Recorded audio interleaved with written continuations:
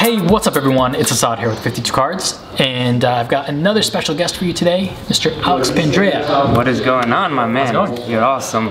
Good to meet you. We just met for the first time. We've been jamming for a bit, and Alex has been showing me some mind-blowing sleight of hand techniques. And in this video, you're going to be sharing with us a really special card control. Yeah. Well, it can be more than just a card control, but why don't you tell us a little bit about what you're going to be showing Definitely. us? So the spread pass is a move that is in the pass category. Mm-hmm. My favorite pass of all time is a turnover pass, and then you have the classic pass, and then there's a very obscure one that is covered by a spread, which I really like, and I learned it when I was like 12 years old from the LePaul book.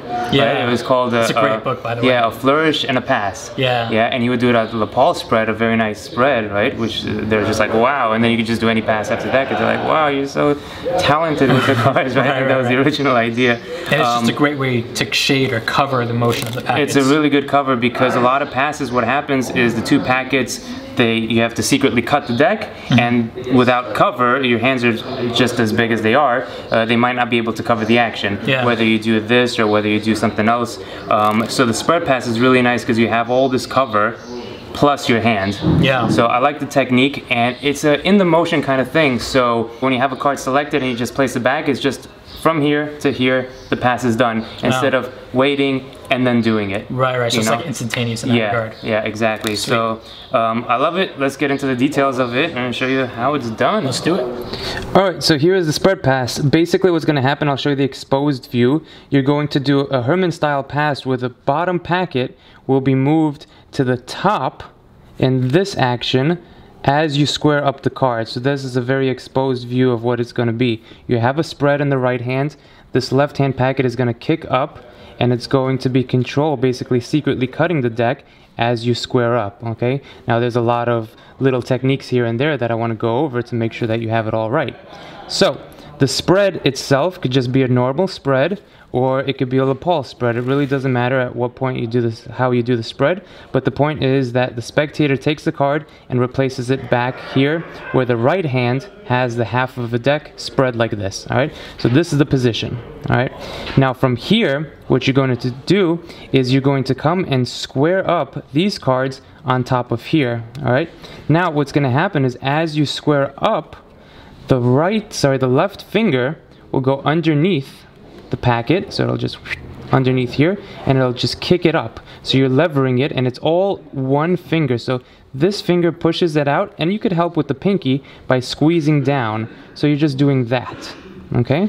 From here to there, all right? And this is with the cards on top. So what that's gonna do is place it almost into the right hand. So as I square up, now you wanna get this a little bit messy, we'll talk about the spread in a second, but the left hand finger curls down, and it kicks it this way, boom, like that, so it clears that packet, and now from here, your right hand is covering, it's just gonna come back on top of the deck, and you square up finally, and there's things that you could do at the end to sort of cover it all up, but that's the basic action. Here, here, push with the left finger, complete the cut, and square up. All right, now I want to talk about the right hand and the spread. All right, now the tip that I would have is to make it as messy as you can. I mean, you don't want to go like that, that's weird, but you want to do it so it doesn't square up nice and tight. All right, because you're going to need that action to square up, right, a motivation to square up so that you can do this. All right, so the way I do it, I just kind of just throw it on there like this. So here, all right, so it doesn't have to be perfect. Here, here, and by this time my finger is already underneath waiting to do it. Right hand is against here, and I kick it up, and now look, these are still messy, so now I have a motivation to square up everything and come full circle. So here, here, and oh, they're messy, I'm gonna square them up. All right, so the card face up. Here I'll place a card back, it goes anywhere inside the deck, I don't know exactly where it is, and you have it here. Okay, the square up at the end, you can do a few things. One of the things that I do, and it's great for live performances when you just take the deck back, is you grab the card, say place it back, I come here, and from here I'm gonna grab everything, so I'm squaring up right away, I'm grabbing everything into the right hand and tossing it down. Okay, so it looks like that, okay? And this is, of course, whatever you're comfortable with. So the initial one would just be a square up, all right? Then you could get a little bit fancier by doing that, all right? And then the last one is you could come here, do the move, and then riffle up like this as just an ending move to it. Okay. One extra tip that I would add is there might be flashing, and the flashing that you're going to get is right here, so in the spectator's point of view. So you want to tilt it down a little bit and out this way. The other thing that you can do is, instead of having this right here, you can push a little bit with the left finger to get it further back into the hand, because if it's further back into the hand, then these cards are covering this section here that could be flashed. Okay, so the worst thing that you want to see with this is that, and you see this, right? So you want to push that packet back so that these cards cover any potential flashing. Okay, now that it's deeper into the hand, it's easier to square up, because now it'll come back and it won't square up all the way. So now you need a motivation, square it up, and you're good to go. From the spread, please place your card back. It comes here, I kick it back here. Messy, messy, kick it up. Now complete the cut. As you complete the cut, your right hand goes on top. Square everything up. You can do the dribble. You can toss it here. You can place it on the table from there, and you have the card controlled. Sweet. Can we talk a little bit about angles? Yeah.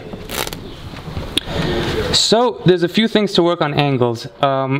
Obviously, the people, when they start out this control, spectators in front of me, what they would do is they would twist their whole body to the left so that they could cover it fully with the right hand. Okay, so now the spectator's view is this way and everything is covered. I don't think you have to go that far left. Okay, I've seen people literally go from here and turn all the way here to square it up on the table or on their knee. That for me is a little bit excessive. Of course, you do whatever you want, but to me, I think just a little bit of a turn. So the spectator's here. As I take the card back, I come and I just, maybe my right foot steps in, right? So it's a natural action. My right foot steps in, then I do the pass, and I do it that way. Also, another thing that I talk about a lot is the natural dip of the hand. So if you start a move that's a little bit higher than your natural position, what's going to happen is when you relax your hands, right, and it's going to be a natural relaxation, what you're going to do is you're going to help avoid the angle because it's on that offbeat. So 5 of hearts goes into the middle, you have your hands a little bit raised. As you do it, you lift, or you drop your hand, and then you lift back up. All right, so it could look like this, this, that, and you don't have to do it like huge motions. You just got to do something like this. It's here, drop just a bit, and then come back up, riffle, and then there you go. You snap your fingers and it's on top, and it's a miracle. What? Alright, this is just a little bonus. If you guys feel like practicing and getting your knuckles busted, you can do something like this, where you have the card face up and you say, look, I'm going to leave the card face up in the middle of the deck, and as you come here, what you do is you actually palm it out into the right hand, like that, and then they could check and the card has disappeared. So the way that works is just, you're here, you do the exact same thing, but you leave it face up. Now you could do it face down too, but depending on the routine that you do the pass, and as you're here, before putting it back up, you just would top palm the card at this position. So my pinky would place a pressure onto here, and it just pop into the hand, and then I square up, and then you have the card palmed right away. So from behind it looks like this. You have the 3 of spades, I don't know exactly where it is, and you'd get the card palmed. Alright, hope you guys really enjoyed that tutorial on the spread pass. As with any pass, it's quite an advanced move. It's going to take quite a bit of practice before you get it down, so make sure you put the time in, and once you get it, you now have a really great control, color change, vanish, palming technique. Do a lot with it. There's a lot of utility in this move, as with any pass.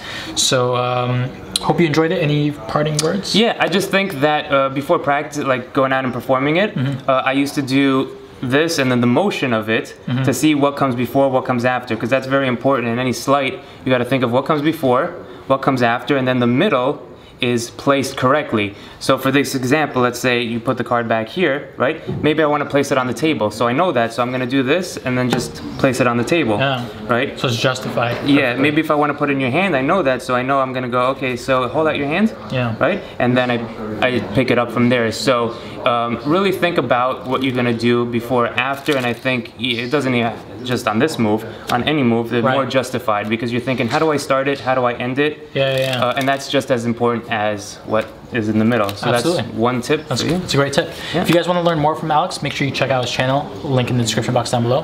Hope you enjoyed that, and I'll see you in the next video. Yeah. Peace.